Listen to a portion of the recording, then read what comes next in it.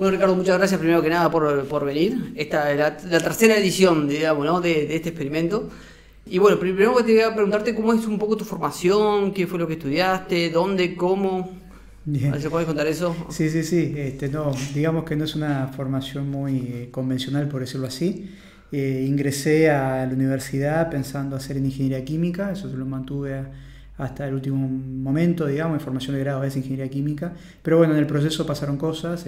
Conocí la física, tuve la oportunidad de ingresar al área física allá de Facultad de Química, y bueno, me incorporé muy joven. Al segundo año de facultad empecé a trabajar. Y bueno, siempre tuve una dualidad de tratar de profundizar la formación en física, hice cursos y demás, para perfeccionarme en lo que tiene que ver con la aptitud docente. Y bueno, finalizado el grado en ingeniería química, hice mi doctorado en química, más enfocado en materiales. Y bueno, trabajando en todo lo que tiene que ver con caracterización química y física, química materiales, física materiales, todo lo que tiene que ver con física del estado sólido. Así que bueno, si bien mi cargo actual es profesor de física de Facultad de Química, tengo un background de química orientado a materiales. Ahí va. Bien, y una de tus áreas de la que te has desarrollado más es el tema de los nanomateriales. A ver si puedes contarnos algo de los nanomateriales, a qué nos referimos con los materiales.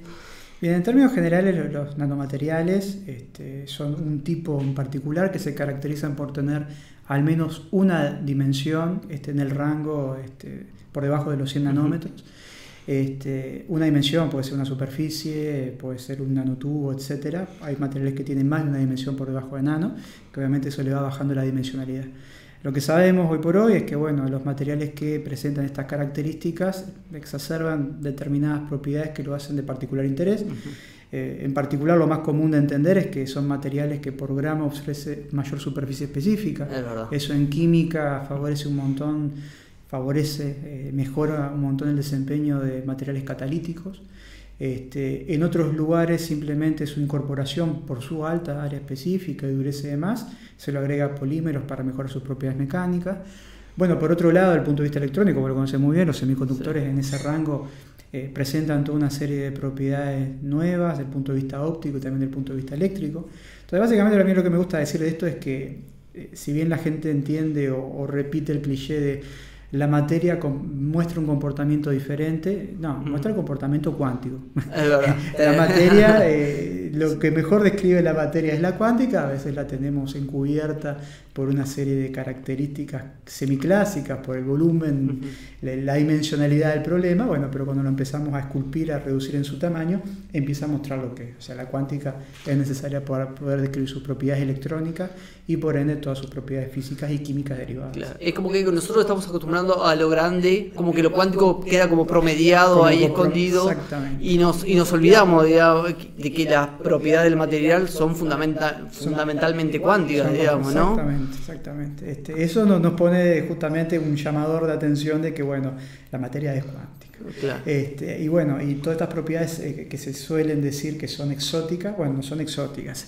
No estamos acostumbrados a que estos materiales la presenten tal como estábamos acostumbrados a conocerlo. Exótica a nuestra escala sería, a nuestra escala, ¿no? A lo que estamos acostumbrados. Para lo cual estábamos acostumbrados ahora. Y Ricardo, ¿cuál te parece que son hoy en día los problemas importantes de la nanotecnología y nanociencia?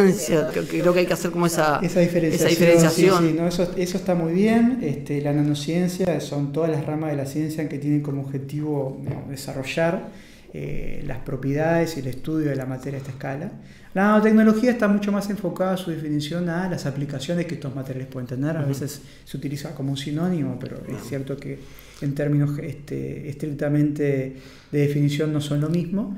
Pero bueno, la nano ha venido, está con nosotros desde hace mucho tiempo, eso creo que es importante saberlo. Bueno, uno de los pilares grandes que nos permitió conocer estos materiales fue los experimentos de Harry Kroto y compañía allá en Inglaterra, que estaban analizando la composición de carbono de algunos restos que habían caído de unos meteoritos, y estaban haciendo una espectroscopía de masa. La espectroscopía de masa concretamente es tratar de cargar un material y romperlo para estudiar sus fragmentos y medir su peso molecular. Y encontraban que sistemáticamente encontraban material de carbono que tenía un múltiplo de 60. O sea, que aparecían como un cúmulo de un clúster de 60 átomos o por ahí. Y bueno, no era la estructura del carbono usual para este tipo de composición. Y bueno, cuenta la leyenda que bueno, en un parque Harry Kroto y sus colegas miraron hacia lo lejos y vieron un edificio construido por un arquitecto muy conocido, por Münster Fuller, que tenía una estructura tipo geodésica, tipo pelota de fútbol, digamos. Y ahí se inspiraron para proponer la molécula de DC60, que es una molécula que emula la pelota de fútbol. La pelota de fútbol con sus parches, con hexágonos y con pentágonos que le dan su curvatura.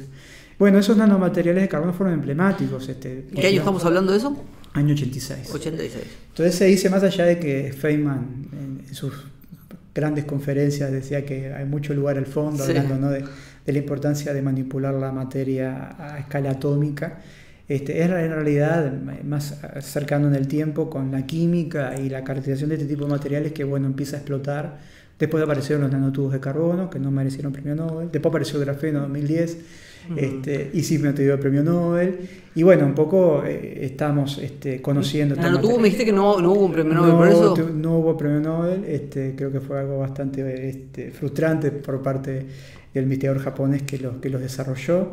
Pues estaba un poco más asociado al comportamiento de las fibras de carbono. Yo creo que había pasado el boom de los fullerenos, aparecieron los nanotubos, pero bueno, después apareció el grafeno, que estaba todo estudiado y entendido del lápiz y papel, desde el punto de vista teórico, toda la física que un sistema bidimensional podía llegar a presentar, pero claro, no se podía obtener, porque era muy difícil obtener un material bidimensional de esas características, hasta que bueno, apareció... Y durante mucho tiempo se dijo que era imposible, ¿no? Que era imposible, exacto, que además desde el punto de vista energético y termodinámico, tener un sistema bidimensional era algo totalmente inviable. Y bueno, un experimento súper simple y concreto de la cinta adhesiva, ir descamando, ¿no?, los pedacitos de grafito para ir sacando lámina a lámina y quedarse con el grafeno. Gaim y compañía, allá en Inglaterra, pusieron de manifiesto este material al cual se le hizo todo habido y por haber. Y bueno, fue tan grande el impacto en la comunidad que ya estaba preparado además para analizar propiedades de transporte eléctrico, propiedades ópticas, propiedades magnéticas, estructurales, porque hoy por hoy contamos con microscopios adecuados para su caracterización, microscopio de efecto túnel y demás. Entonces él hizo todo lo que podía hacer de un periodo de tiempo pero tan corto que es una locura demencial. Bueno, motivó un premio Nobel. Así que bueno, los nanotubos lamentablemente quedaron fuera. Sí. Pero bueno, también lo que quería decir es que muchas cosas que nosotros conocemos, los volcanes cuando expelen todo tipo de material, sabemos que gran parte de ese particulado también es nanométrico. Ya es nanoestructurado ese material. Sí. Bueno, muy viejos vitrales, hay la famosa copa de Licurgo, que es una copa romana que dependiendo de cómo se ilumine es el color que presenta. Por eso sabemos que en su preparación contiene nanopartículas de plata y de oro. La gente obviamente no sabía que eso era nano, pero de alguna manera el nanomaterial está allí. Por ensayo y error los tipos llegaron a que se lo hacían de esa forma, tenía esa serie de características. Entonces hay cuestiones naturales, bueno, en el propio organismo. El recubrimiento que nosotros tenemos en los dientes, la dentina, que lo hace tan duro, que es un fosfato de calcio, está nanoestructurado, submicrométrico, pero bueno, nanoestructurado al fin. Un montón de estructuras de fibrilla, las proteínas de la tela de araña que generan las arañas, se llega a un proceso agregado de esas proteínas que confieren una estructura que presenta una topología a escala nano que también le otorga una dureza muy importante, ¿no? Uno cuando lo compara con el acero, la dureza por unidad por kilogramo de material realmente se despega, realmente propiedades mecánicas muy muy interesantes. O sea, también la naturaleza de alguna manera ha expresado eso. Y bueno, y también hoy por hoy hay un montón de productos que utilizamos que hoy en día sabemos que son nano, bueno, queriendo y sin querer, bloqueadores solares, ¿no? Los protectores UV que utilizan óxido de titanio y óxido de zinc, que durante mucho tiempo se creía que desde el punto de vista de biocompatibilidad no tenía mayores inconvenientes, pero ahora parece que no tanto, están empezando a retirar o dejar de usar el óxido de zinc y el óxido de titanio sí, eso lo sabía. En la base de bloqueadores solares. Que tiene, en algunos casos puede llegar a generar algún tipo de afectación a la superficie de la dermis, digamos. A mí siempre me gusta decir esto, ¿por qué antes no se sabía? Bueno, pasa que falta información. A medida que cuanto más investigación hay, uno empieza a conocer más el desempeño a todo nivel, y eso motiva a quizás ir hacia atrás en ciertas decisiones que se toman en algún momento, ¿no? Pero bueno, es conocer la tecnología es clave para saber los impactos, ¿no? No solamente económicos, sino a la salud que los materiales pueden tener. Claro. Sí, sin duda. También las nanopartículas de plata, ¿no? Que se han usado mucho con fines dermatológicos para tratar quemaduras y esas cuestiones. Por sus características bactericidas, o sea, históricamente se ha utilizado la plata. Siempre está la discusión, y eso es un tópico súper importante de investigación, bien interdisciplinar en el campo de la biología, la química, bueno, la física también, concretamente la microbiología, diseñar nuevos antimicrobianos. La discusión allí ¿es la nanopartícula de plata o son los iones plata? Por ejemplo, utilizando nitrato de plata, yo también puedo generar un efecto similar. Pero bueno, ese es el nitrato de plata, o sea, el ion plata más, puede ser extremadamente agresivo para ciertos tratamientos, entonces la nanopartícula, si se quiere, gradúa un poco su acción, puede llegar a durar más tiempo, se puede limpiar su superficie. Entonces, bueno, ahí el tratamiento con nanopartículas de plata se ha ganado un lugar. Sigue estando en discusión a veces el mecanismo de acción por el cual obra en el tratamiento de determinadas infecciones. Pero bueno, concretamente los paneles de las heladeras tenemos el tratamiento de nanopartículas de plata. En algunos bloques quirúrgicos las paredes se pintan con nanopartículas de plata. En algunas otras paredes en particular también junto a óxido de titanio para tener fotoactividad, que gracias a la acción del sol se produzcan transferencias de carga y generen algún tipo de proceso también antibactericida o para otro tipo de microorganismo que pueda generar. O sea que funciona, no hay duda. Que funciona, no hay duda. La gran discusión, en algunos casos se entiende muy bien, en otros casos no tanto, y bueno, es un campo sumamente activo de investigación. Claro. Bueno, si alguno quiere hacer un doctorado, ya sabe, digamos, ahí una punta donde capaz que puede ir. Mencionaste al pasar también el grafeno, que vos has trabajado un montón en grafeno, y me parece que lo agarraste como bastante temprano, digamos, ¿no? En el desarrollo. ¿En qué año empezaste? Sí. Bueno, ¿de qué año es el grafeno? Claro. Bueno, el grafeno explotó allá por el 2010, yo recién estaba terminando hacía poco me había recibido de doctor, allá por el año 2007, pero bueno, dentro del grupo de investigación en el que trabajamos, junto con Elena Pardo y Álvaro Mumbrú de la Facultad de Química, ya Álvaro venía desarrollando un proyecto de nanoestructuración de grafito con propósitos más enfocados a superconductividad. Ya en aquellas épocas estaba en boga el estudio, por ejemplo, de hidruros y boruros de magnesio, que por su estructura hexagonal, por su estructura electrónica, podía llegar a presentar propiedades de superconductor bastante interesantes. Y bueno, el grafito es una estructura hexagonal. Entonces se buscaba modificarlo para tratar de procurar superconductividad en ese tipo de sistema. Uruguay, pobreza en algunos aspectos desde el punto de vista de proyectos y acceso a... Desde el punto de vista científico seguro, ¿no? Eso sin duda. Y bueno, habíamos quedado sin condiciones de reducción del grafito, que simplemente utilizamos un horno que calentaba aproximadamente a unos 1500 grados y bueno, había que reducir el grafito. Y bueno, nos habíamos quedado sin gas para ese proceso. Bueno, se les ocurrió a ellos utilizar, por ejemplo, algo que se utiliza mucho en la industria metalúrgica, que es calentar con oxidante. Entonces se puso una navecilla de óxido de aluminio, que es muy resistente, óxido de cobre, al lado grafito, para, bueno, justamente al calentar generar una atmósfera propicia para que el grafito se oxidara y el óxido de cobre se redujera, con el propósito de reducir las muestras. Y bueno, lo que se encontró es que, bueno, el resultado de ese proceso, por algún motivo muy extraño al principio, bueno, el imán atraía al grafito. Se le pegaba. ¿Cómo es? El imán atraía el grafito. El grafito, que además está en la tapa de todos los libros de química, es un material con capa cerrada, esencialmente diamagnético. O sea, no puede. La única respuesta que puede tener al imán es ser repelido. Pobremente, pero repelido al fin. Y al contrario, terminaba siendo atraído. Y bueno, esos fueron los primeros indicios del trabajo con grafito y más tarde con grafeno, en el que se entendió mediante métodos computacionales, que más adelante vamos a hablar, que la generación de vacancias y la absorción de oxígeno en determinados sitios hace que, bueno, los espines, los electrones sueltos que quedan en el sistema no puedan propagarse, sino que queden algunas trampas estructurales que desarrollan ferromagnetismo espontáneo. Entonces el material se volvía magnético por la presencia de vacancias en él.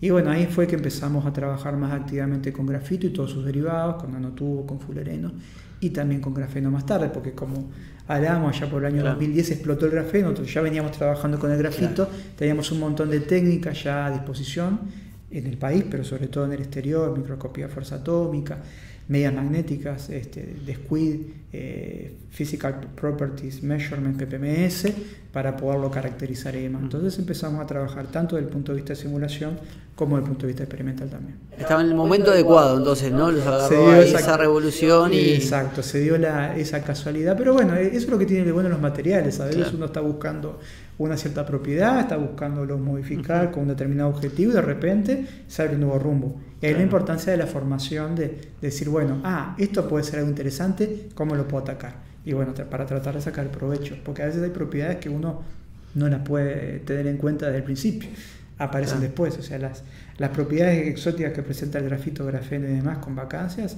son bien exóticas. Hoy se entienden, en aquel momento no tanto. Claro. A ver si te puedes meter un poco en por qué porque el grafeno, como ya lo dijiste, es un material bidimensional. ¿Y por qué es eso importante? Y fue un premio Nobel y todo el mundo ahora está atrás de eso. Exacto, no, lo que tiene de interesante el grafeno es una estructura, un sistema que tiene el espesor de un átomo. Sí, es verdad, es una estructura que tiene el espesor de un átomo, que se mantiene unido por fuerzas de baja energía, que se denomina Van der Waals. Panal de abeja estaqueado, para simplemente hacernos una imagen de eso. Si yo hiciera eso con otro material, quizás las propiedades que uno obtuviera, más allá de su alta superficie específica, los metros cuadrados por gramo de material, lo cual es obvio, pero ¿qué lo hace distinto al grafeno? Bueno, el grafeno, por ser un único tipo de átomo, por tener un ensamble hexagonal y demás, presenta una estructura electrónica con un diagrama de bandas que es lineal disperso. ¿Eso qué hace? Que los electrones en su estructura presentan una masa efectiva muy baja. Traduciendo eso, una conductividad eléctrica altísima. Los electrones se mueven fácil. Es una pista de patinaje. Okay. Si yo hago un sistema análogo como el nitruro de boro, que tiene la misma cantidad de electrones, pues el nitruro de boro es isoelectrónico. Porque bueno, si yo tengo 2 carbonos, voy a tener X cantidad de electrones. Si tengo boro y nitrógeno, voy a tener la misma cantidad de electrones. El boro tiene un poco menos, el nitrógeno tiene uno más, y entonces se completa. Pero las propiedades del nitruro de boro son bien distintas del grafeno. Tiene un gap, es un semiconductor, y desde el punto de vista térmico, obviamente, es más pobre que el grafeno y demás. Entonces, ¿qué es lo que es importante? Su simetría. La simetría del mismo tipo de átomo hace que su estructura electrónica sea única, que le genera este tipo de características. Por lo tanto, se ha trabajado fuertemente por grandes empresas, incluso IBM, que fue el que hizo el primer transistor de grafeno, para generar un pequeño gap, para generar justamente un drain source, para permitir el trasvase de carga. No sabía que se había podido hacer eso. Exacto, porque el sueño de la gente que trabaja en grafeno es hacer luego electrónica y electrónica basada en grafeno. Okay. Litografía, yo ilumino un circuito. Obviamente que hay que ir jugando con el límite que permite la difracción, pero voy a imprimir un circuito eléctrico simplemente con luz para que tenga todas las conectividades, tenga obviamente el comportamiento de transistores, los lugares que se tienen que tener y demás. Y tener obviamente características de transporte balístico, que también lo presenta el grafeno. Claro. Balístico es que eso es lo que decías de que el electrón como que no choca con nada, digamos, ¿no? Tiene una sección eficaz muy baja, prácticamente recorre largas distancias sin tener dispersión, escáter, en términos más ortodoxos, por decirlo de alguna forma. Pero eso es único de su estructura electrónica. Y son las cosas que se pueden simular para entender si un material a priori va a presentar o no ese tipo de propiedades. No quiere decir que los otros materiales no tengan propiedades exóticas interesantes. Para nada. Simplemente el grafeno, si yo lo comparo con otro que es electrónicamente análogo, tiene un comportamiento distinto. ¿Y eso por qué? Por su simetría, por su estructura electrónica. Lo que me habías dicho de hacer transistores. Como se hace hoy, se agarra un wafer, digamos, ¿no?, de silicio, se lo ilumina y ahí se imprime el circuito.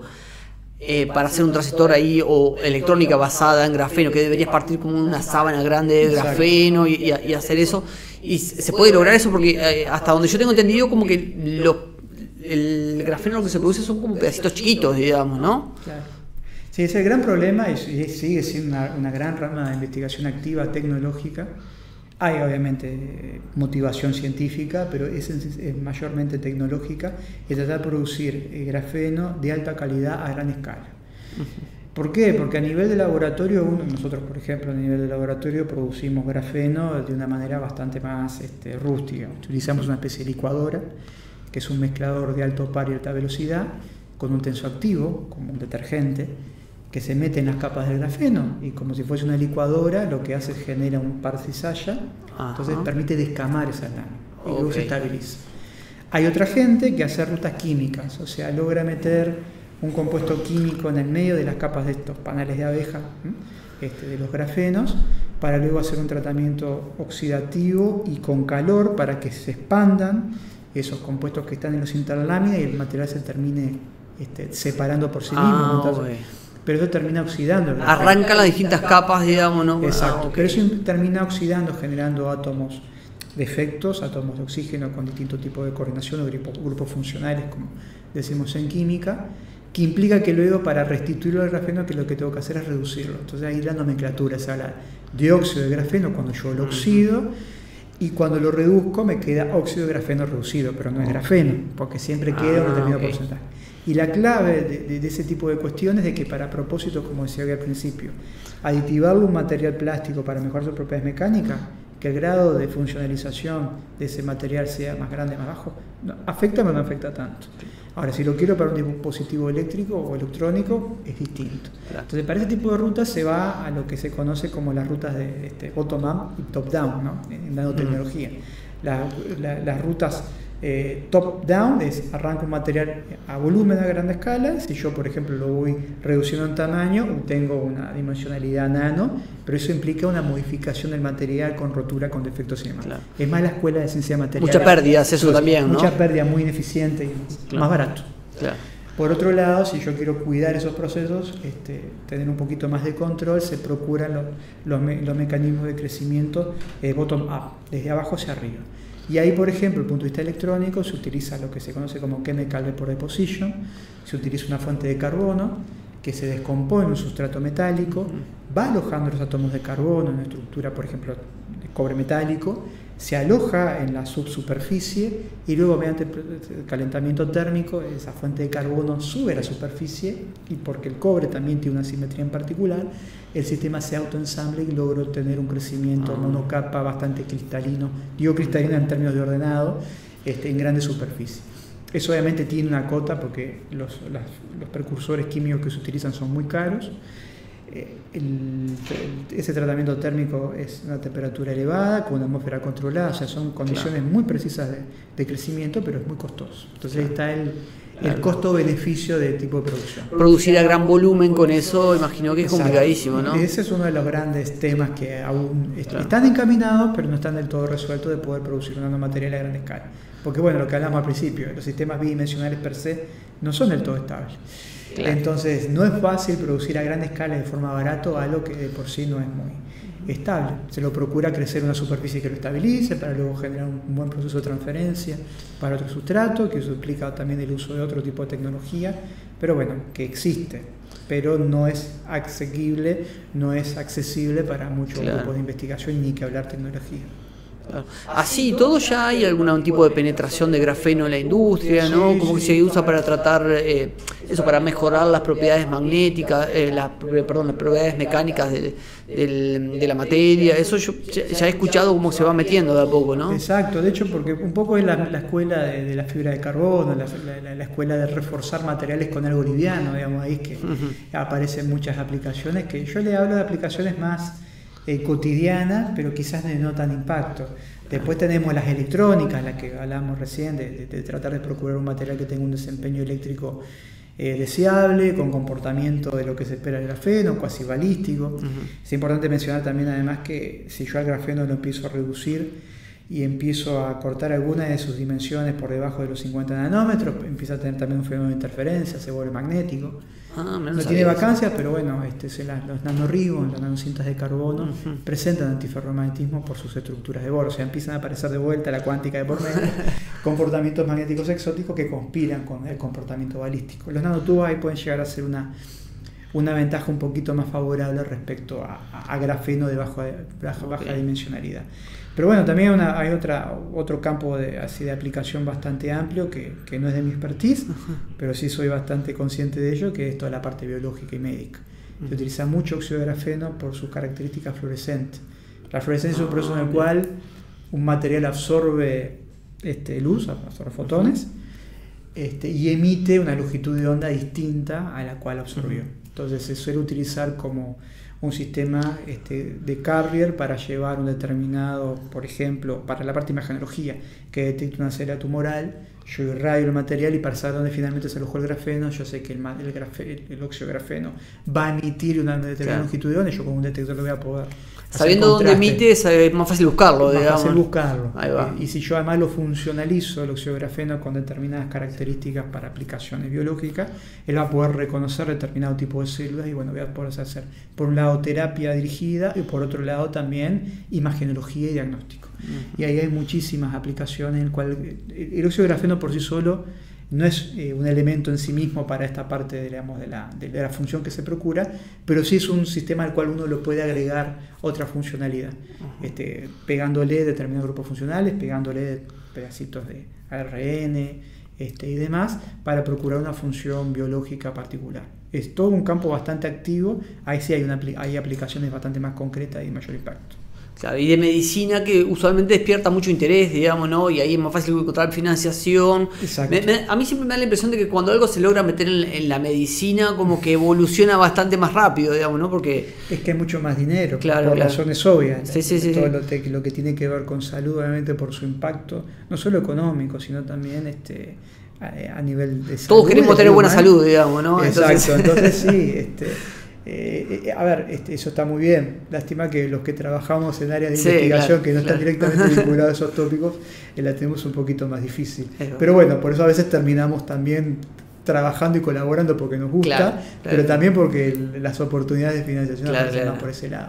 Pero bueno, quizás con aplicaciones que obviamente son importantes, quizás no la más interesante para investigación per se, pero bueno, obviamente procurando cosas que tengan impacto y que le sirvan a la sociedad. ¿No? Ricardo, y bueno, a partir del descubrimiento del grafeno, de sus propiedades, apareció después como una especie de zoológico, ¿no? De un montón de otros materiales bidimensionales que siempre se les atribuye como propiedades milagrosas y cosas, pero yo no veo que termine de cuajar eso en nada concreto. ¿Estoy en lo correcto, más o menos? Sí, yo creo que un poco con lo que hablamos hace unos minutos, o sea, el grafeno es el material emblema bidimensional, de espesor reducido, una dimensión claramente en el campo nano, ya sea el espesor de un átomo o del rango de 0 a 100 nanómetros.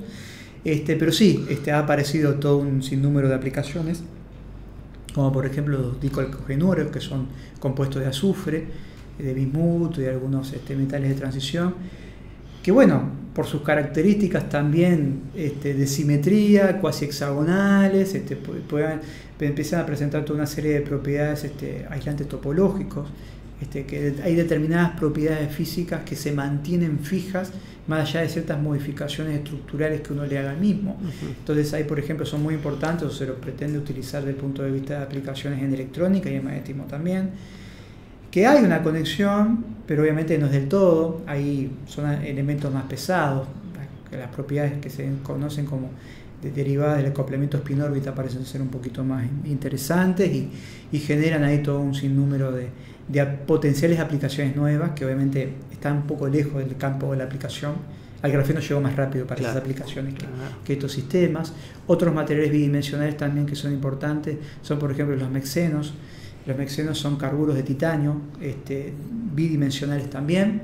Se prepara una fase de MAX que es aluminio, titanio, carbono. ¿Por qué son tan importantes las fases de MAX? Bueno, porque el aluminio, por ejemplo, con un tratamiento ácido, con ácido fluorhídrico, el que se utiliza para degradar el vidrio, fácilmente uno elimina el aluminio, entonces uno puede obtener superficies bidimensionales bastante grandes de este tipo de material. Estamos empezando a trabajar en el laboratorio, tanto a nivel experimental como a nivel computacional, que presentan características metálicas y características aislantes. Se utilizan para supercapacitores, se utilizan también como sensores, porque se puede jugar mucho con la funcionalización química de la superficie y demás. Me preguntás en términos bien claros y honestos, ¿qué diferencia hay? No hay mucha diferencia. Son materiales que presentan una química levemente diferente, con propiedades levemente distintas. Son distintos del anterior, pero bueno, en sistemas bidimensionales es un poco más de lo mismo. Pero es un poco lo que está explotando. Y una cosa que no me quiero olvidar de mencionar, estos dicalcogenuros que te he comentado hoy, que son compuestos azufrados, que hay algunos análogos de selenio también, tienen propiedades tribológicas muy importantes. ¿Propiedades tribológicas? Son coatings inteligentes que presentan viscosidad reducida o viscosidad ajustada.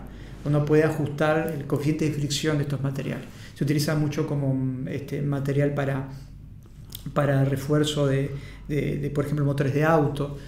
Hoy por hoy, por ejemplo, los aditivos que se agregan al aceite en motores de combustión interna se basan, por ejemplo, en sulfuro molibdeno, uno de los primeros nanotubos inorgánicos, que también fue una de las especies de explosiones de la nanotecnología, porque al principio, como hablaba hoy con el fluoreno, eran nanoestructuras pero carbonosas.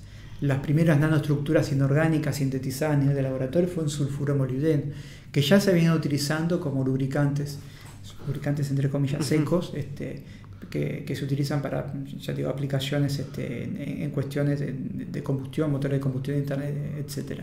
Entonces, bueno, esos coatings son extremadamente resistentes, son materiales muy duros que no producen corrosión importante. Entonces, bueno, se pueden llegar a utilizar para materiales que trabajen en condiciones extremas, de estrés mecánico y de temperatura también. Bueno, así que hay que esperar un poquito más a ver si eso termina de cuajar en algo, ¿no? Exacto. Y eso, pero está. Parece que podría ir evolucionando esa cuestión, ¿no? Como todo.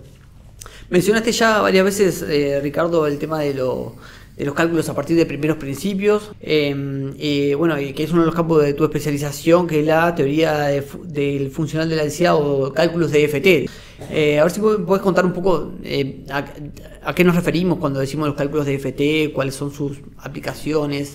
Sí, una cosa que a mí me ha quedado claro, que ya en nivel de nuestro grupo de investigación, cuando yo empecé a hacer mi tesis, es algo que se había comenzado a hacer, y bueno, me llamó mucho la atención, que era bueno tratar de modelar y entender el comportamiento electrónico de los materiales. Yo entiendo el comportamiento electrónico de los materiales, yo puedo derivar prácticamente todas sus propiedades, tanto física como química, sus características de transporte eléctrico, sus características de transporte térmico, la conductividad eléctrica en distintas direcciones del espacio, su estabilidad, cómo es sus espectros vibracionales, cómo lo voy a ver, cómo lo voy a medir en el laboratorio. Entonces, si yo tengo el material y sé que es el material, yo puedo obtener propiedades que las puedo medir, y puedo también, mediante este tipo de metodología, obtener propiedades que no puedo medir.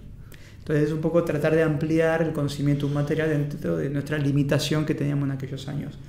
Que ojo, hemos mejorado, pero hay un montón de propiedades, por ejemplo, magnéticas. En el país no tenemos equipo de unidades magnéticas a baja temperatura para el tipo de sistema. Hay equipo de unidades magnéticas estándar, pero para caracterizar un material como tal, lamentablemente no tenemos que procurar contactos en el exterior y demás.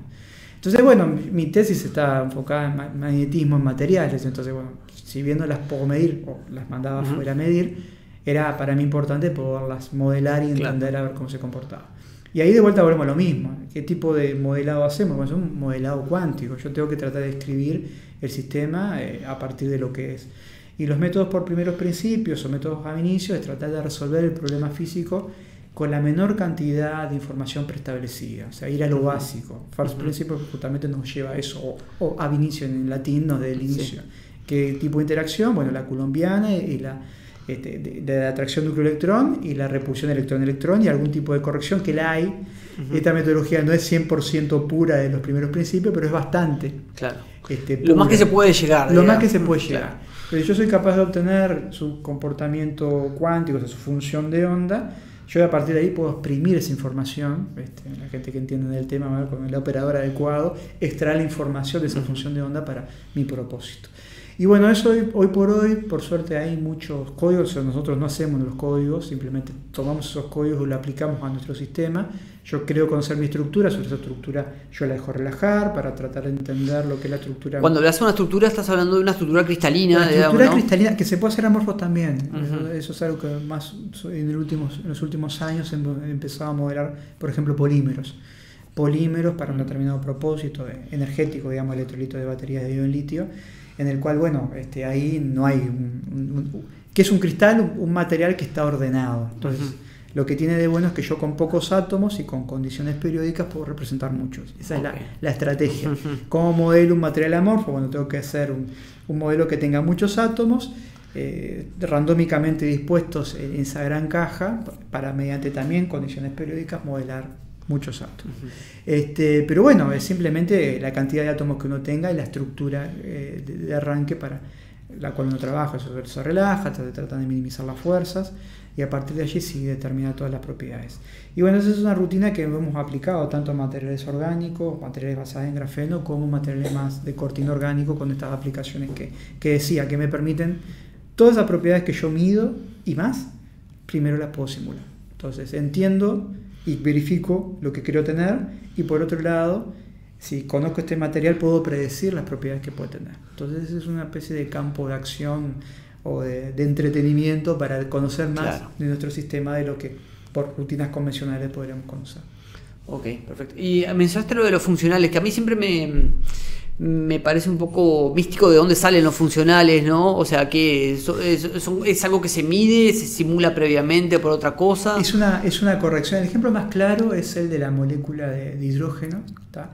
El gran problema que tiene es un problema intrínsecamente cuántico. O sea, nosotros estamos intentando describir el comportamiento de los electrones como partículas individuales, que no son partículas interactuantes.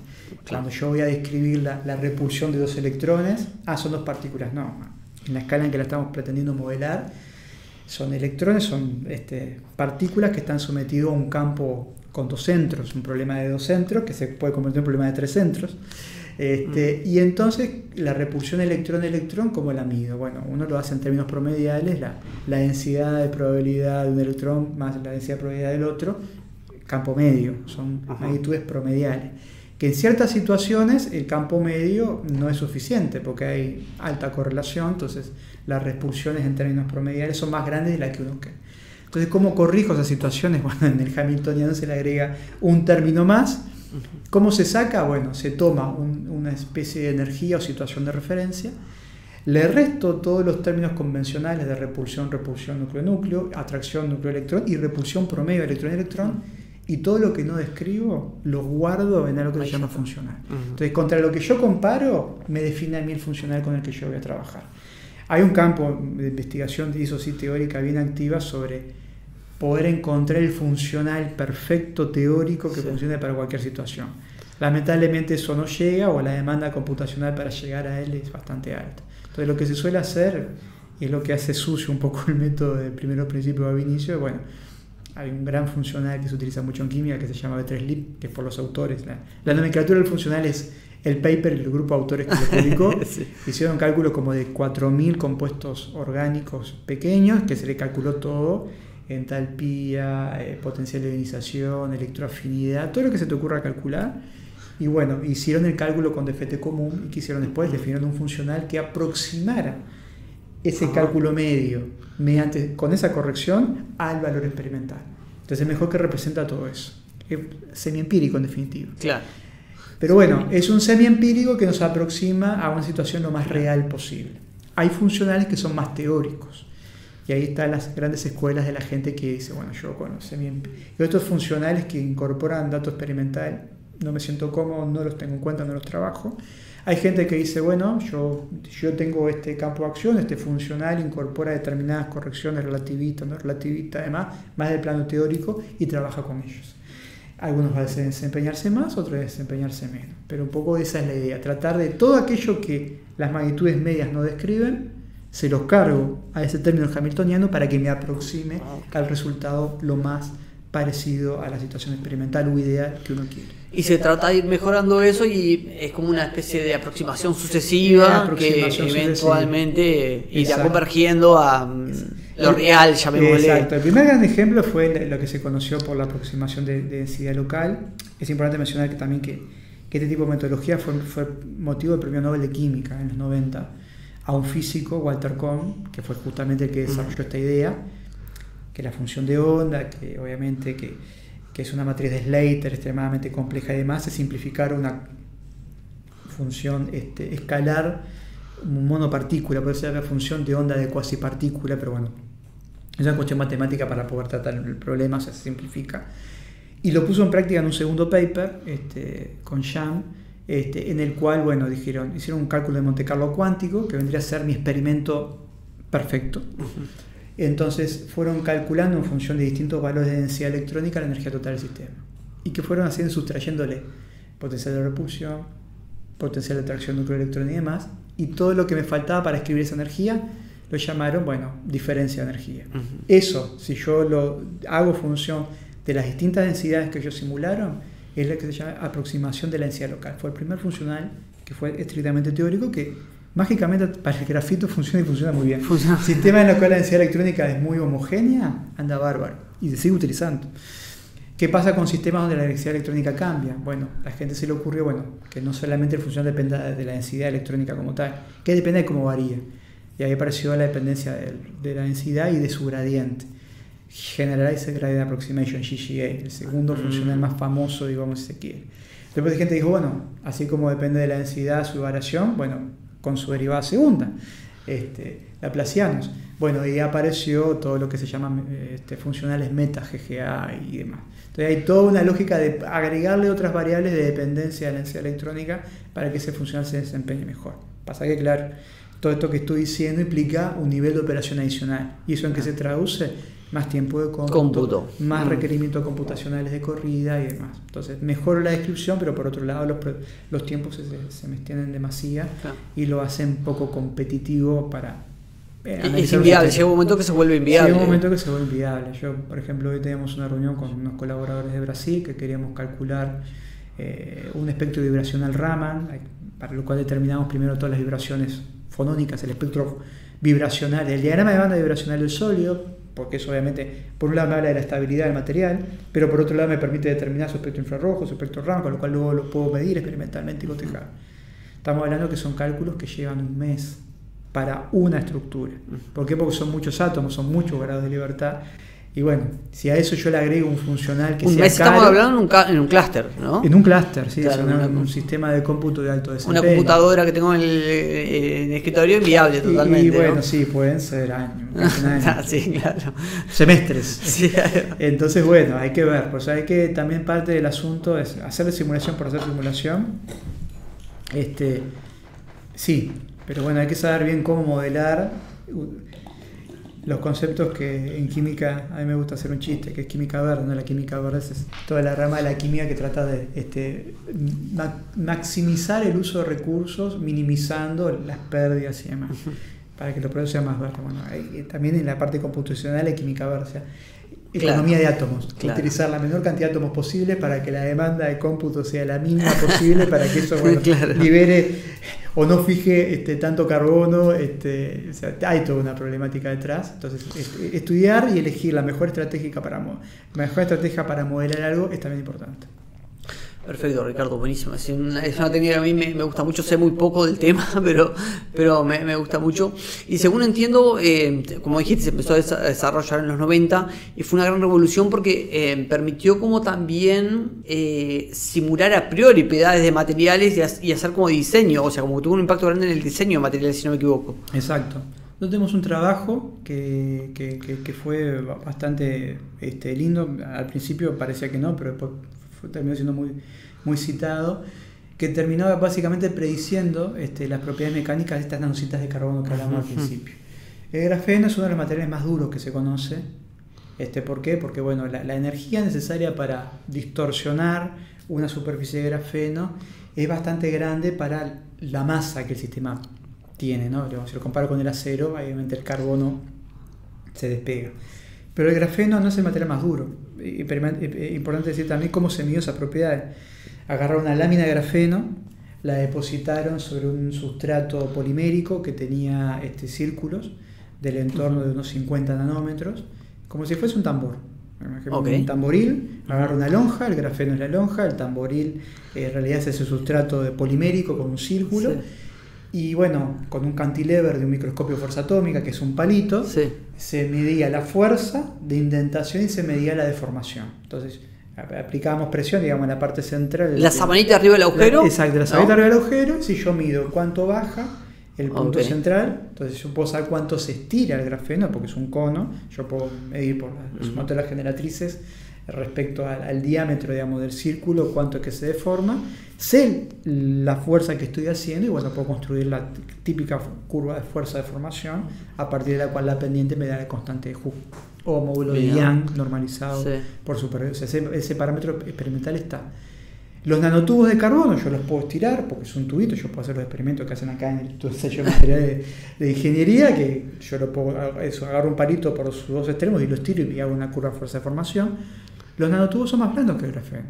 ¿Por qué? Porque el nanotubo es un grafeno curvado. Cuando el grafeno se curva, la conectividad de los carbonos, que no solamente es mediante un enlace denominado sigma direccional, sino que es un enlace pi, cambia su overlap. Entonces pierde el solapamiento de los átomos, se hibridan menos y por lo tanto tienen menos dureza. Entonces, de hecho, cuanto más finitos, cuanto menor diámetro tengan los nanotubos, mayor es la curvatura, menor es el solapamiento orbital y por lo tanto sus propiedades mecánicas son peores. Esto está estudiado. Entonces, el grafeno, ¿qué es? Es un nanotubo de diámetro infinito. Okay. Ese es el límite que se entiende. Ahora, si yo simplemente el grafeno lo empiezo a recortar, por esta característica que te decía de las estructuras de borde, los átomos que están en el borde tienen un comportamiento electrónico bien distinto de los átomos de carbono más centrales. En el strip, en la síntesis de grafeno, se empiezan a emparejar, empiezan a interaccionar. ¿Qué pasa? Se ubican más electrones y hacen que los bordes sean más duros que la parte central. Entonces, el borde más duro que la parte central. Intuitivamente me daría lo contrario, sí. Pero de hecho fue una cuestión bastante interesante porque cuando nosotros empezamos a hacer eso, el objetivo del paper, como muchas veces pasa, era otro. Dijimos, bueno, calculamos las propiedades mecánicas, porque se nos ocurrió calcular las propiedades mecánicas. El tema es que cuando fuimos a comparar las propiedades mecánicas de esa nanocinta de carbono con la de los nanotubos y la de grafeno, nos daba que era más duro. Cuando íbamos a comparar con lo poco que había de bibliografía de cálculos de mecánica clásica, que son modelos mecánicos de carbono conectados con carbono, que son modelos clásicos que utilizan parámetros de grafito, no nano, o sea, sistemas más bulk. Las nanocintas de carbono eran más blandas porque tenían menos átomos de carbono, pero en otros modelos decían que era más duro. Entonces tuvimos que ir contra toda la bibliografía y demostrar que el fenómeno electrónico, por el comportamiento cuántico de esas nanocintas de bajo esa escala, eran muy finitas, ¿no? Estamos hablando que eran de 5 Armstrong, o sea, 0,5 nanómetros, hasta lo máximo que llegamos fueron 2 nanómetros, eran 20 Armstrong, eran más duras que las otras. Y el fenómeno justamente era ese, el efecto de apareamiento de los electrones en el borde. ¿Por qué? Porque estaba nanoestructurado. Después aparecieron papers experimentales que verificaban esa cuestión. Que lo veían. Pero los primeros trabajos, uno fue el nuestro, otro fue de un grupo de Estados Unidos que utilizó un pedacito como una especie de disquito que se llama nanografeno, porque el diámetro también es nano, pero es un circulito de grafeto, no una cinta, que lo doblaban teóricamente y medían la energía de formación, era bastante más alta que el grafeno. Entonces, bueno, ahí los efectos de borde, que son tan importantes en la parte óptica, también son muy importantes desde el punto de vista mecánico. Y eso lo puedes hacer ¿cómo? Con este tipo de metodologías. Si no, los métodos clásicos predecían comportamiento opuesto. Más blando que el grafeno, cuando en realidad era más duro que el grafeno. Y los experimentos luego lo demostraron. Ricardo, aprovecho ahora que me dijiste eso. ¿Cómo fue tu experiencia en ir contra lo establecido, digamos, ¿no? Porque a veces me parece que iba a decir en la ciencia, pero me parece que en otros ámbitos de la vida, ¿no? Hay como una inercia de que la cosa se viene haciendo así y todo el mundo dice que es así. Y cuando salta uno y dice, no, a mí me parece que es diferente, ¿no? Como que es difícil esa, ¿no? ¿Cómo fue tu experiencia ahí? Bueno, fueron las primeras veces que empezábamos a utilizar las rutinas computacionales para hablar de algo. Es más fácil desde el punto de vista computacional que desde el punto de vista experimental. Porque cuando uno hace un experimento que va en contra de muchas otras cosas, hay que repetir el experimento o con otros equipos o con otras técnicas. Y eso acá en Uruguay siempre fue complejo. Estamos mejor, pero seguimos muchas veces estando lejos. Por ejemplo, el magnetismo en carbono fue un ejemplo de ello. Tuvimos que salir a buscar muchos colaboradores en el exterior que nos pudieran soportar esto de que el grafito era magnético. Pero no son las impurezas. Medíamos el contenido de impureza. No, las impurezas no son. Pero no se formaron un compuesto de carbono con otra cosa. No hicimos las medidas. Seguro que están estructurados, no teníamos a esa altura microscopio fuerza atómica, mandamos a Brasil. Todo eso estamos hablando, cada una de esas cosas son meses que pasan, ¿no? Enviar la muestra, pasar todo el tema de control de aduana, demostrar que es una muestra que tiene un propósito de investigación y en otra cosa. Convencer que la gente te mida, porque también cuando me dices algo de cosas experimental. Bueno, nosotros veníamos de esa experiencia que ya de por sí era muy trabajosa. Entonces, que te pelearan un poco con la parte de simulación, que en realidad lo podías responder vos. Claro. El tema del magnetismo, del magnetismo y la propiedad mecánica de la nanocinta fue fácil. Claro. Porque como era un fenómeno de borde, cuando yo hago que el cálculo no sea magnético, digo que el sistema no se relaje como le gusta relajarse, los electrones van a otro lugar, se parraman artificialmente más al nivel del bulbo y la dureza del material se perdía. Entonces ahí el fenómeno era magnético. ¿Qué tiene que ver el magnetismo con la propiedad mecánica? ¿Dónde van a parar los electrones? Y eso se lo pudimos demostrar fácil con cálculos, con más cuentas. Claro, entonces eso se puede hacer. Ya cuando la cuestión pasa más por lo experimental. Con una buena teoría, entonces una buena teoría, exacto. Un buen experimento computacional también te puede llevar a una buena respuesta.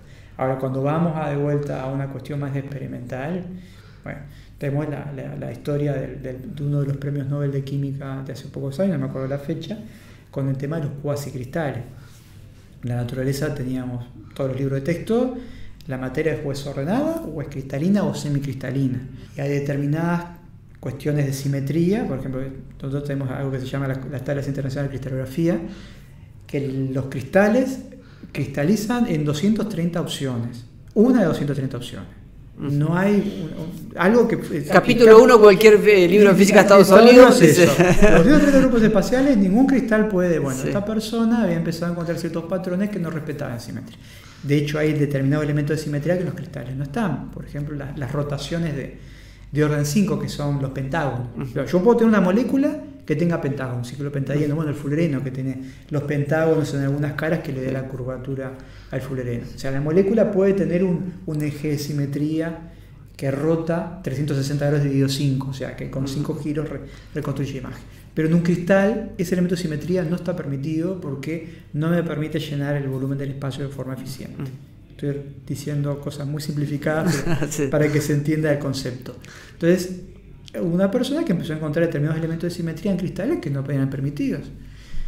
¿Y qué pasó? Bueno, se encontró que justamente hay determinados sistemas que forman lo que se denominan cuasicristales, que son cristales que alojan en determinado patrón periódico un determinado tipo de estructura no cristalina. Entonces, ¿es amorfo? No, es ordenado, pero es un cristal, no, es algo intermedio. Pero antes creía que eso no podía existir. Pues esa persona fue destratada en la academia, se trató prácticamente que era un hereje de la ciencia por lo que estaba diciendo, y bueno, después se pudo demostrar.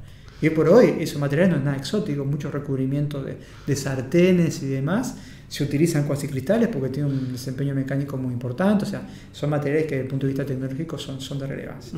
Y bueno, en la ciencia se da mucho eso, hay que ir en contra con elementos, ¿no? Claro, claro. Sí, yo me acuerdo ahora que mencionaste el tema de los cuasicristales, una de las charlas, ¿cómo es que se llama el investigador? No me lo voy a acordar. Ay, no me acuerdo. Ah, bueno, está, ya lo voy a sacar, pero él contaba de que estaba en el departamento en el que trabajaba y que vino como el que era su superior y le agarró un libro de cristalografía, se lo tiró arriba del escritorio y le dijo como que no entendés nada, cómo vas a estar diciendo eso, no sé qué, no sé cuánto, y le dijo que era una desgracia para el instituto y que tenía que irse del instituto, y como que lo terminaron como echando, y aparentemente como que otro investigador ahí, no sé, como que creía lo que estaba haciendo y como que pudo hacer un cambio más o menos menor, digamos, ¿no? Pero imagínate eso de que viniera un tipo, no sé si el que le dijo eso, no sé si era alguien que había ganado el premio Nobel anteriormente, era alguien como pesado, digamos, ¿no? Y que venga y te diga eso, es como... Hay que tener sangre en las venas, digamos, ¿no? Para seguir para adelante con eso. Exacto. Bueno, hay primero que tener mucha personalidad y segundo, rescatar lo que es el método científico, ¿no? Claro. El método científico es lo que nos permite llegar a esto. Si no tuviéramos el método científico sería una cuestión de hinchada, una cuestión de fe. Sí, claro. Y la ciencia, por suerte, no pasa por ahí. Si vos... puede haber un transitorio ahí, puede digamos, haber un transitorio, ¿no? Pero si vos lográs tener el experimento adecuado, claro, la gente al final se va a convencer. El tema es llegar a ese experimento adecuado. Hay gente que lo llega y hay gente que muere abandona antes, pero claro, al menos la metodología con todos sus defectos, porque obviamente también tiene sus defectos, nos permite llegar, por ejemplo, a contar este caso de éxito. Sí, no hay que olvidarse que la ciencia tiene eso, pero la ciencia no deja de ser una actividad humana, digamos, ¿no? Y está con sus sesgos. Exactamente, está permeada, digamos, ¿no? Por todo lo que son los comportamientos humanos. Y bueno, yo qué sé, hay quien que estudió toda la vida capaz de que, mirá, existen estos cristales y después amorfo, y vos le venís a decir eso y... Sí, es un poco fuerte. Sí, claro, es un poco fuerte. Ricardo, existen también, entiendo, muchas aplicaciones industriales de simulación y todo eso. ¿Cómo estamos acá en Uruguay? Digamos, ¿es algo que se usa en Uruguay?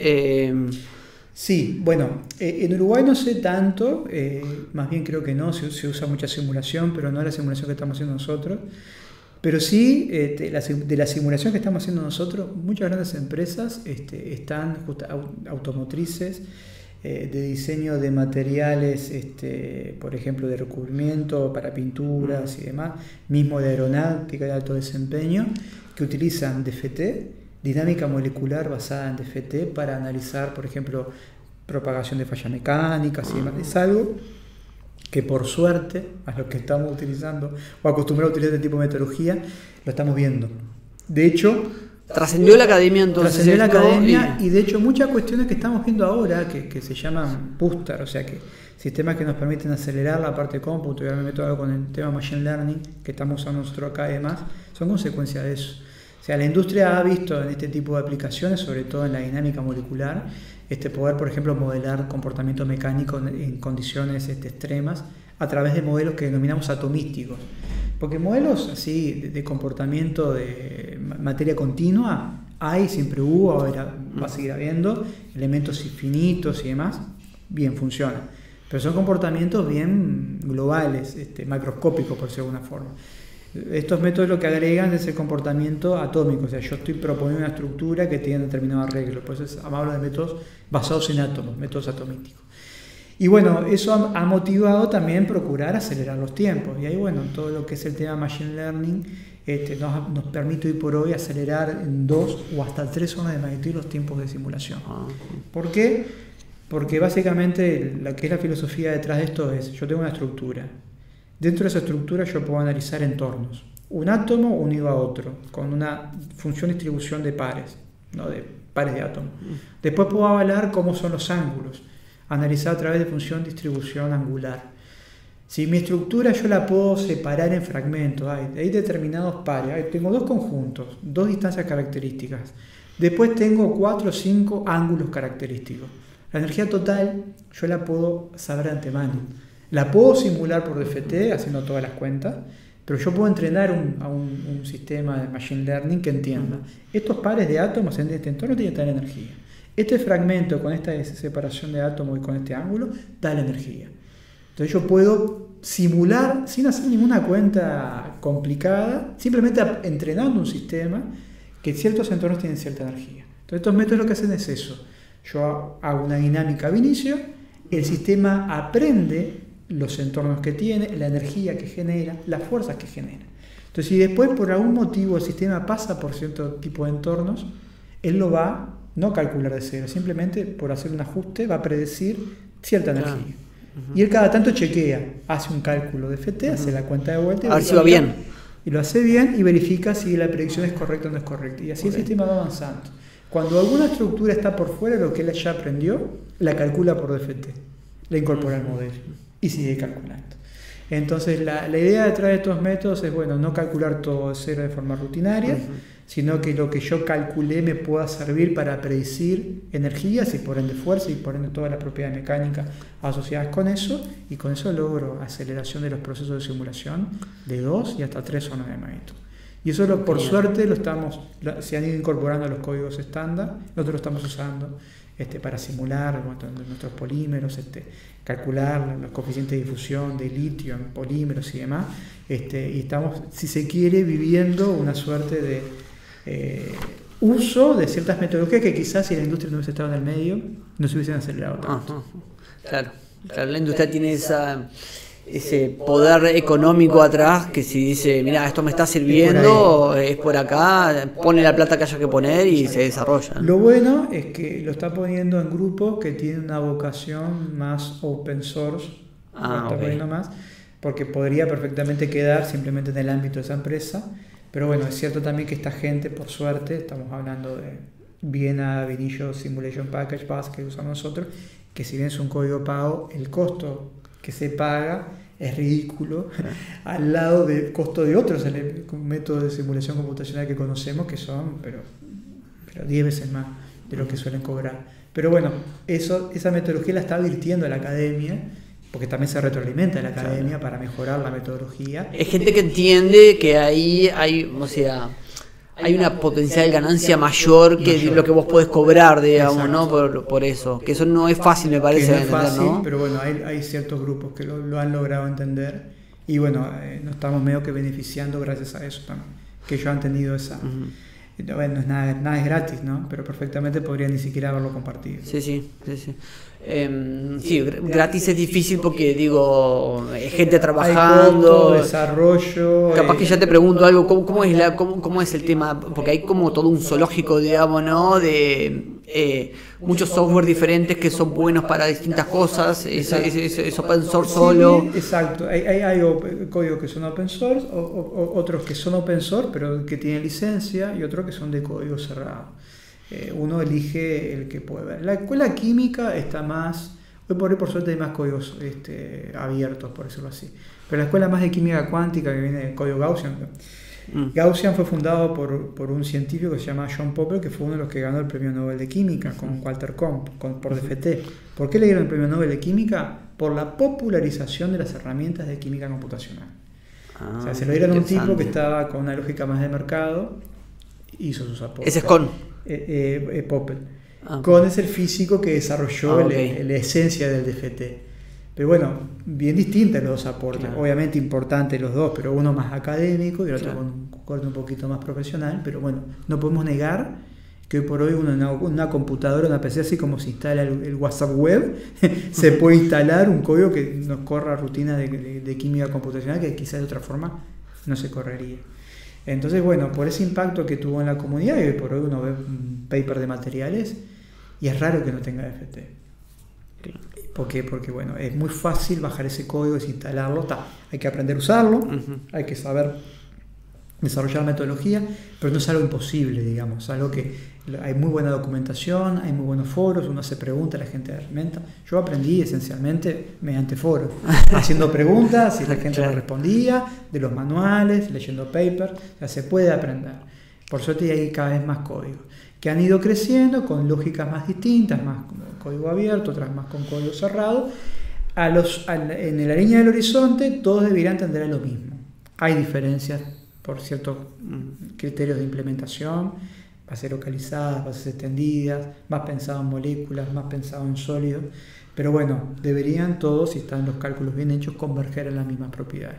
Y de hecho hay grandes iniciativas, también basadas en data mining, en la cual, bueno, hay gente que predice comportamiento por cálculos que hizo otras personas. Entonces hay grandes repositorios de gente que publica sus resultados y lo deja accesible a otros. Y hay gente que está trabajando en calibrar esos resultados, porque también muchas veces hay gente, yo para qué voy a calcular óxido de titanio si hay alguien que ya lo calculó. Claro. Entonces, es más, quiero que esa persona que lo calculó, decir si efectivamente lo calculó bien o lo calculó mal. Y entonces eso también implica todo un trabajo de buenas prácticas en el uso de la simulación computacional para llegar a resultados que sean transferibles, que sean adecuados, que sean correctos, de ser publicados y disponibles para otros también. Entonces es otra escuela también del machine learning que toma esos datos. Gente que no le gusta mucho eso porque es mucha basura cargada en base de datos, garbage in, garbage out. Pero bueno, esto que conté hoy, ojo, es una rutina de machine learning interna dentro de un código FT. O sea que está autocalibrado. Claro. Es distinto a esa cuestión. Pero bueno, hay mucha gente que está procurando tener una especie de estándar, criterios de calidad de simulación que hay que tenerlos porque se ve de todo. Para que bueno, lo que uno publique, decir, bueno, tiene el sellito de que bueno, las prácticas que lo llevan a desarrollar ya está, porque eso será una cuenta. Esa cuenta se puede hacer bien o se puede hacer mal. Pero así como dijiste vos, cualquiera se lo puede bajar e instalarlo, puede poner cualquier cosa ahí adentro y decir, sí, mira, descubrí que no sé qué cosa, y en realidad es un ruido científico, desde el punto de vista científico, digamos, ¿no? Porque digo, puede haber cualquier tipo de error. Ahí la comunidad está haciendo un esfuerzo grande en este sentido de que toda esa información esté disponible bien, porque también hay una rama de la gente que trabaja en este tipo de cuestiones en materiales que no le gusta la simulación, debemos decirlo, no creen o no le gusta, y a veces cuando un cálculo no predice adecuadamente una propiedad, ves que el método no funciona, y bueno, hay que ver, muchas veces se ha detectado que el método no fue adecuadamente aplicado, no se utilizó el funcional que mejor describe esa propiedad, hiciste un cálculo vibracional con muy poquitos átomos, hiciste una dinámica molecular con muy poquitos grados de libertad. Claro. O sea, hay prácticas intuitivas, pero a veces no son tan intuitivas, que te llevan a tener un error en el resultado, porque lo importante no solamente tener el resultado, sino interpretar ese resultado. Entonces hay que cuidar la forma en la cual uno hace ese cálculo, porque bueno, el resultado final afecta a la comunidad computacional y eso hay que cuidarlo. Claro. Bueno, Ricardo, me dijiste que aprendiste foros y esas cuestiones. También mencionaste el tema de inteligencia artificial. ¿Has probado usar, por ejemplo, ChatGPT o algo para decirle, mirá, estoy haciendo esto? ¿Qué experiencia has tenido? Mi experiencia con ChatGPT es muy buena, debo decir. Sí. Porque el otro día quería probar, estoy haciendo algunos ensayos con eso. Yo utilizo mucho ChatGPT para que me haga código rápido para hacer postprocesamiento de rutina. Estamos todos en la misma. Permite ganar tiempo, quería saber cómo funcionaba y tal. Esa es una pregunta bien básica. Quiero hacer esto. ¿Qué puedo obtener y cómo lo puedo hacer? Concretamente tengo un titanato de oxígeno, que es compuesto de titanio, oxígeno y algo más, titanato de hidrógeno, de litio, que se utilizan mucho como ánodos o a veces electrolitos para baterías. Y bueno, ¿qué puedo calcular con él?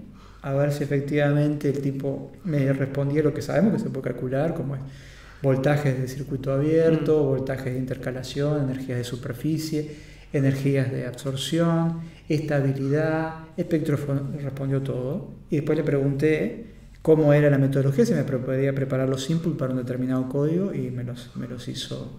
Muy menor el ajuste que podría haber hecho en alguna cuestión particular, pero en términos generales para eso anduvo demasiado bien. Esperaba que se equivocara un poco más, pero no. O sea, realmente si uno le pide a ChatGPT que le haga algo, medio que le va a poder preparar los inputs de largada, digamos. Claro. Después hay que ver si convergen o no y demás, pero bueno, todo lo que es la metodología da la respuesta bastante correcta.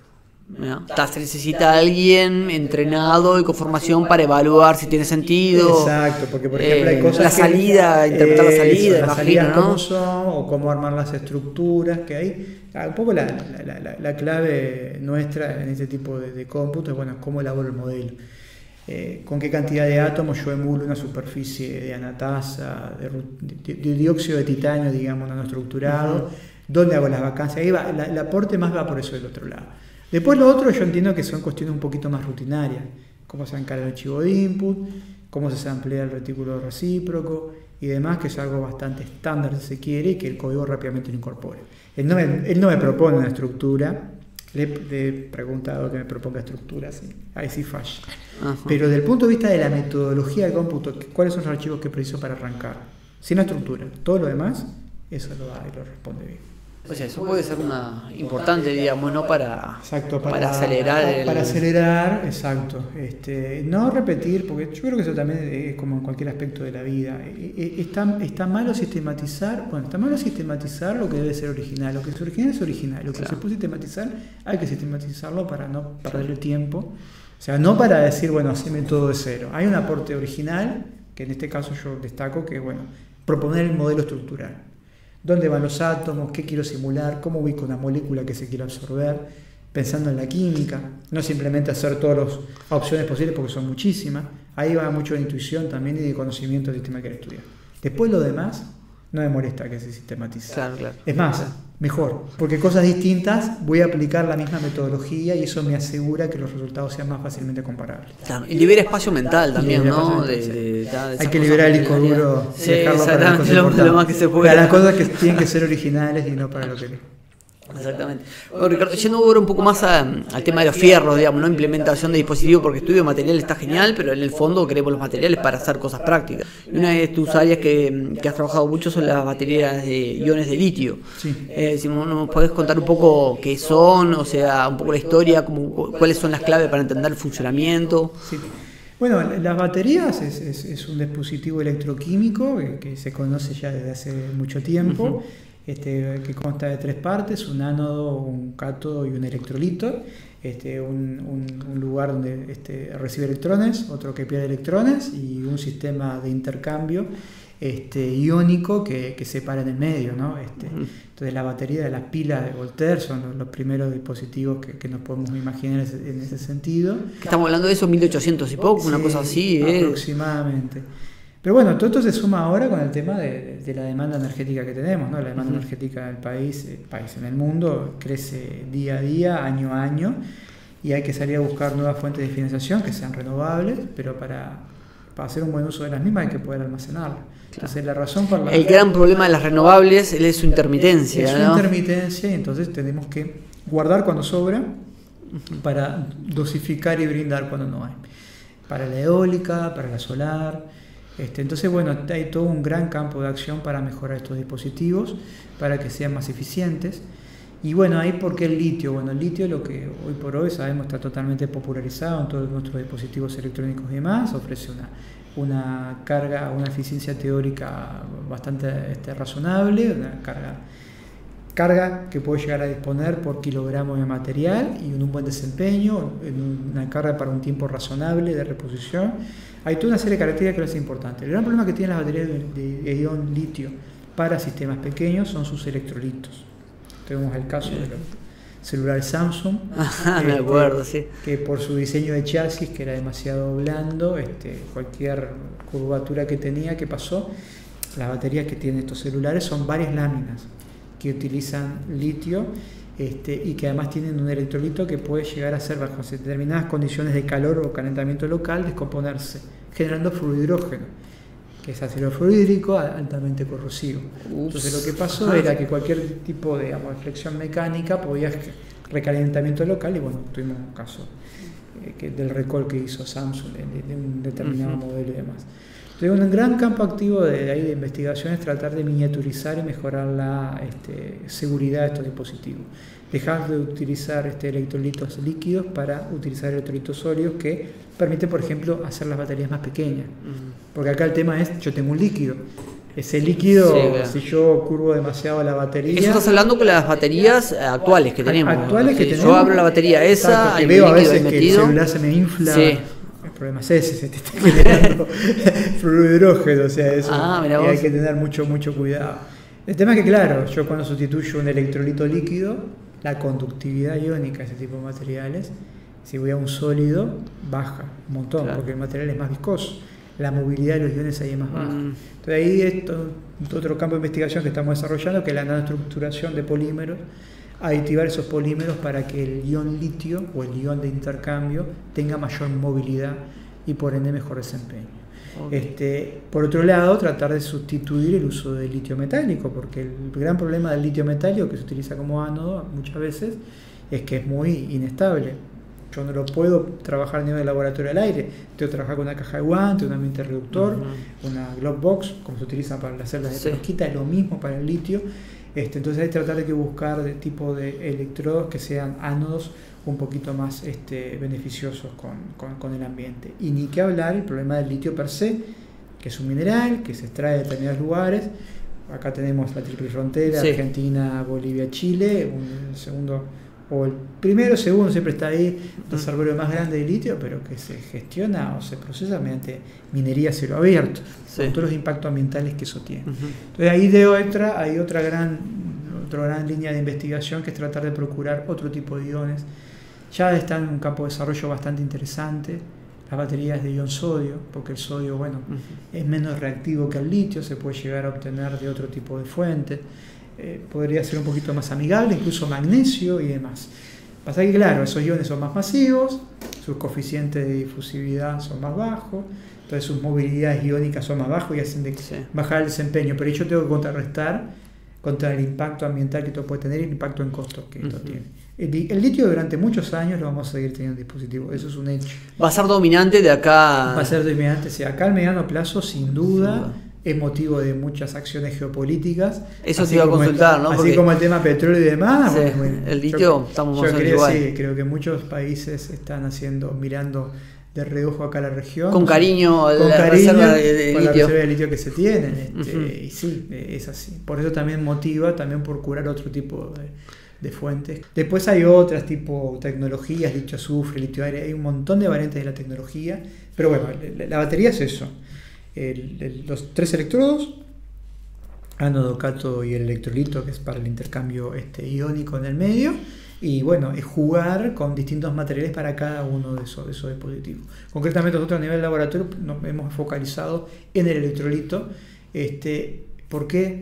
Porque es extremadamente costoso trabajar y procesar los cátodos y el ánodo. Por lo que te decía hoy, trabajar con litio, un proyecto financiado por ANI, que fue que lo desarrollamos acá en colaboración con la gente del Departamento de Ingeniería Electroquímica, del Instituto de Ingeniería Química, que bueno, gracias a esa colaboración con ellos y grupos de la región pudimos armar nuestros cátodos, porque es necesario, ya te digo, una estructura, un andamiaje a nivel de laboratorio bastante importante, porque si no, el reactivo que vos compras como un litio se te oxida rápidamente y por eso hay que ir por otro tipo de alternativa en materiales. Bien, y mencionaste las baterías de estado sólido.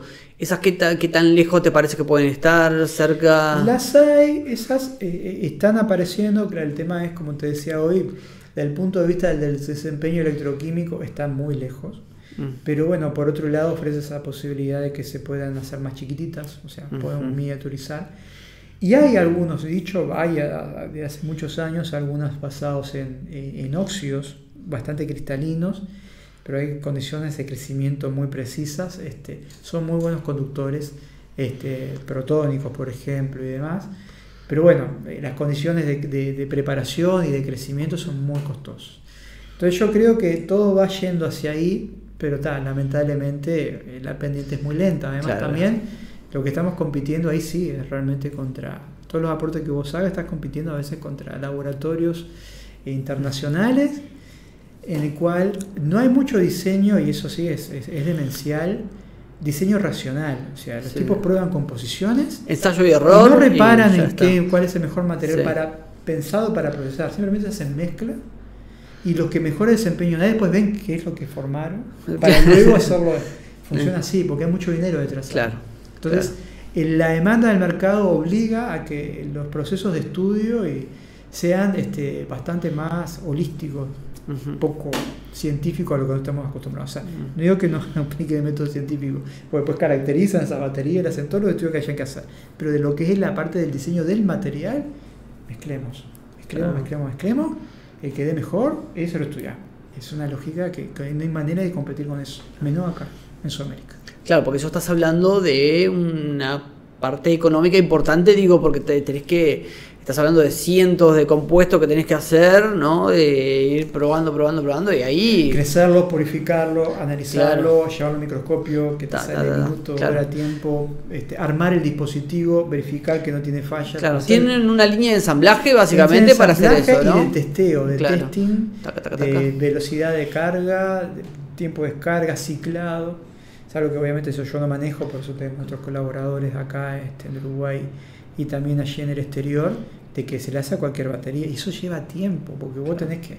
Porque yo sé que mi batería en la computadora celular está llegando a la vida útil por tantos ciclos de carga y descarga, eso está estudiado, o sea, puede perder hasta determinado valor, pero vos tenés que poder emular eso en el sistema que tenés, y tenés que estar por encima de ese estándar que ya está preestablecido, y eso es tiempo.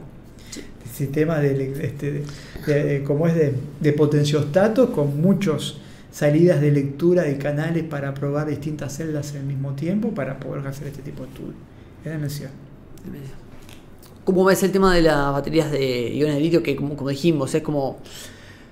Muchas veces se le pone como el punto débil del tema de la transición energética, de la matriz energética. O sea, ¿ves que se va a poder compensar esa falta? No sé si llamarle falta, pero... Sí, ¿te parece viable que va a jugar el papel que tiene que jugar en la transición? ¿Se necesita un cambio grande? Sí, porque bueno, hoy también está todo el tema de que lo voy a nombrar muy por arriba porque no soy experto ni ahí, conozco muy poco realmente, así que simplemente lo voy a nombrar en titulares, la parte de hidrógeno. Y el hidrógeno es otro vector, es otro sistema en el cual vos podés almacenar la energía en hidrógeno, porque no es una fuente de hidrógeno, no es una fuente de energía, es simplemente un vector. Yo puedo utilizar, por ejemplo, la energía eléctrica que genera un molino eólico, para electrolizar el agua, para generar hidrógeno, y ese hidrógeno luego utilizarlo para otro proceso. La vieja querida electrólisis del agua que hacíamos en el liceo, ¿no? Exactamente. Eso es lo que se busca para ese tipo Pasa que, claro, yo tampoco puedo, si bien teóricamente es posible, y durante muchos años se ha hablado de más, de hacer baterías basadas en hidrógeno o dispositivos electroquímicos basados en hidrógeno para pequeños dispositivos. Se puede hacer, sí, pero ya se sabe que, bueno, ahí el lugar lo tiene hoy por hoy el litio, y durante muchos años eso no lo va a generar. ¿Para qué puede llegar a ser útil sistemas de mayor desempeño desde el punto de vista energético, por su porte y demás? Puede necesitar hidrógeno, poder tener estos electrolizadores cerca de algún molino o alguna fuente hidroeléctrica y demás, para justamente poder almacenar esa energía. Creo que durante muchos años vamos a seguir teniendo litio para sistemas de mediana carga y carga baja, y bueno, y aspirar a hidrógeno, que se desarrolle hidrógeno para justamente las cuestiones de alto porte, porque también estos sistemas, estas baterías tienen limitaciones, el voltaje que pueden aportar, la potencia que pueden llegar a desarrollar, los tiempos de carga y descarga que pueden llegar a tener. Entonces yo creo que hay distintas escalas del problema, requieren de distintas soluciones, no únicas. No existe la bala de plata, digamos, ¿no? De decir, con esto se almacena. Claro, o sea, y ojo, el hidrógeno ha estado ahí y venido. Yo siempre lo comento acá, o sea, el grupo de electroquímica de la Facultad de Ciencias, el grupo de Sinola, Erika Telis, Verónica Díaz, hace ya más de 3 décadas que vienen trabajando con hidrógeno. Para baterías, para electrodos basados en metales, fases de la B, para almacenamiento de hidrógeno y demás. Hoy por hoy, ahora el objeto está puesto a otro punto, pero el hidrógeno ha ido y ha venido todo el tiempo. O sea, no, ahora aparece por el contexto que parece ser justamente una de las soluciones más adecuadas para ese problema de escala en la situación país y condiciones verdes. Que ojo, que hemos sufrido un retroceso también, ¿no? Con todo el tema de la crisis energética en el norte, con Rusia no proveyendo gas. Cortando la canilla. Claro, entonces, la canilla. Muchas cosas que avanzaban hacia el verde volvieron hacia atrás por un tema también de necesidad y el uso también de la energía, ¿cómo es ahí? Radioquímica. También las centrales nucleares. Si a mí me preguntan, es quizás la tecnología más barata que podemos llegar a tener. Si se tienen las condiciones de seguridad adecuadas. Y bueno, muchos países han ido hacia atrás en ese sentido. Uruguay tiene una ley que evita que se pueda desarrollar esa energía en el país. Hace una moratoria desde hace muchos años. No creo que cambie. Pero bueno, yo creo que para este tipo de cuestiones hay que poner todo sobre la mesa y evaluar. No hay una bala de plata que funcione para todo. Ni por escala, ni por tecnología, ni por problema. Siempre todos van a tener ventajas y desventajas. Lo cual lo hace complejo, pero por otro lado interesante para investigar en distintos niveles. Hay mucha investigación ahí para hay muchísima, y de vuelta, batería, tenés líneas de investigación destinadas exclusivamente a una parte, o un subconjunto de elementos para una parte de una batería. Para los ánodos, para los cátodos, para los electrodos. Y su ensamblaje. Bueno, entonces hay que esperar lo mejor, digamos, ¿no? Hay que esperar, sí. Creo que hay que apostar a la investigación. A la investigación para, bueno, desplazar el litio, que está muy bien, pero bueno, el tema es que las fuentes de litio, y apelar también a lo que es la sostenibilidad, tratar de buscar segundos usos o procesos de reciclado. Lo que pasa que es algo que también me gusta destacar muchas veces. Uno habla de reciclado, el reciclado es muy lindo. Pero cuanto más complejo es un material o cuanto más complejo es un dispositivo, después más difícil va a ser su reciclado. Entonces estamos comprometiendo también la sostenibilidad. Y no estoy diciendo que los materiales tienen que ser más simples. Simplemente hay que poner en la ecuación qué hacemos después con las baterías que compramos y qué hacemos. Y eso está empezando a ser un tema, por suerte, a ser considerado en los distintos países. Uruguay, de hecho, ya están trabajando una normativa de segundos usos de baterías y demás, porque bueno, no estamos ajenos a la problemática que esto puede tener. Parece que no, pero sí. Y los autos. Los autos en cuanto a las baterías, decís, la batería de los que autos. Ahora eso es un problema que se viene, digamos, ¿no? Porque hay mucho auto con mucha batería y según yo tengo entendido no se sabe muy bien qué hacer de cómo esa batería lleguen al final de su vida útil, ¿no? Exactamente, por eso hay una cuestión vinculada a poder seguir rodeando un segundo uso, no en las características del desempeño original, iluminación de plazas, iluminación de espacios y demás. Que bueno, es prolongar la muerte un poco más. Después en un momento el sistema se va a agotar. El basurero va a llegar eventualmente, ¿no? Tiene que estar. En su momento fueron las baterías de plomo. Y el plomo tenía toda su problemática y bueno, más o menos se encaminó, pero así todo, la verdad, no tiene que ver la tecnología, ¿no? Pero porque es muchísimo más simple de reciclar y de recuperar. Pero estamos hablando por las características de los dispositivos, bastante más complejo. Sí, es un problema complicado, pero bueno, aprendiendo, por ejemplo, del plomo, creo que por lo menos deberíamos ir pensando en esas cosas, ¿no? Decir, bueno, ¿qué vamos a hacer con eso? Capaz que después puede salir mejor o peor el tema de, mira, esto no nos dimos cuenta, porque siempre el problema me parece que es más complicado de lo que uno puede imaginarse, pero creo que el ejercicio de decir, vamos a pensar por lo menos qué hacer, me parece que es importante hacerlo. Totalmente. Bueno, Ricardo, muchísimas gracias por esta charla y bueno, esperemos tenerlo de nuevo con mucho gusto. Bueno, felicitarte por la iniciativa, como te dije al principio, que creo que es necesario generar este tipo de espacios de hablar de ciencia, hablar de tecnología, con gente que hace sus aportes como vos, tu grupo.